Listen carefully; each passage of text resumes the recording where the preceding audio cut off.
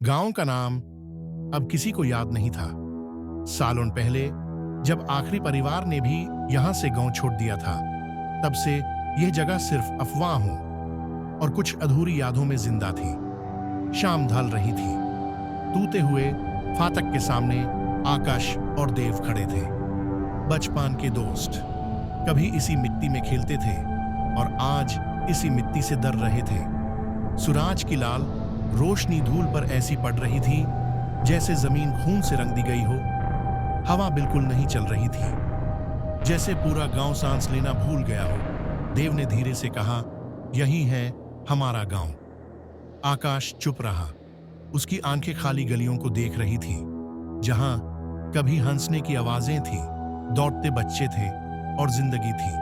आज वहां सिर्फ सन्नाटा था। ऐसा सन्नाटा जो कानून के अंदर उतर जाता है। दोनों ने गांव के अंदर कदम रखा। जमीन पर जमी बारीक धूल उनके पैरों के नीचे दबी। हर कदम के साथ एक हल्की सी आवाज। कुछ ही कदम चले थे कि आकाश अचानक रुक गया। देव, उसकी आवाज भारी थी। पीछे देख। देव ने मुड़कर देखा और उसकी सांस अटक गई। उनके पीछे सिर्फ एक ही जोड़ी पैरों के निशान थे, सीधी लाइन में। देव हंसा, पर वो हंसना झूठा था। हवा होगी, उसने कहा, या धूल बराबर नहीं जामी होगी। आकाश ने बिना कुछ बोले जोर से पैर पटका। फिर दोनों आगे चले, फिर रुक कर देखा, फिर वही एक ही निशान। इस बार देव के चेहरे से रंग उड़ गया। बस कर, उसने गुस्से में कहा, तू ही कुछ कर रहा है। आकाश ने धीरे से कहा, मैं कुछ नहीं कर रहा। गांव के बीच का पुराना कुआं उनके सामने था। उसका मुंह अंधेरे से भरा हुआ था, जैसे कुछ नीचे से उन्हें देख रहा हो। अचानक देव को लगा जैसे किसी ने उसका नाम फुसफुसाया हो। देव, उसका दिल जोर से धड़क उठा। क्या तुमने आवाज सुनी? उसने पूछा। आकाश ने सिर्फ इतना कहा, यहां सब कुछ आवाज जैसा लगता है। रात गहरी होती गई। दरवाजे खुद ब खुद हल्की आवाज के साथ हिले। टूटी खिड़कियों से ऐसा लगा जैसे किसी ने अभी अभी झांका हो। देव का दिल जोर जोर से धड़क रहा था। हम यहां क्यों आए थे? उसने पूछा। आकाश ने उसकी तरफ देखा। सच देखने। देव चुप हो गया। फिर वो उस घर के सामने आ गए जहां आकाश कभी रहता था। दीवार पर अभी भी एक गहरा दाग था, जैसे पुराना खून मिट्टी में समा गया हो। देव के हाथ कांपने लगे। चल यहां से, उसने कहा। कुछ ठीक नहीं लग रहा। आकाश बिना रुके घर के अंदर चला गया। देव मजबूरी में पीछे गया। कमरे के बीच वही जगह थी, वही रात, वही चीख।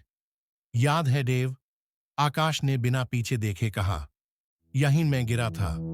देव ने आंखें बैंड कर ली। मैंने तुझे धक्का नहीं दिया था, उसने कहा। तू खुद फिसला था।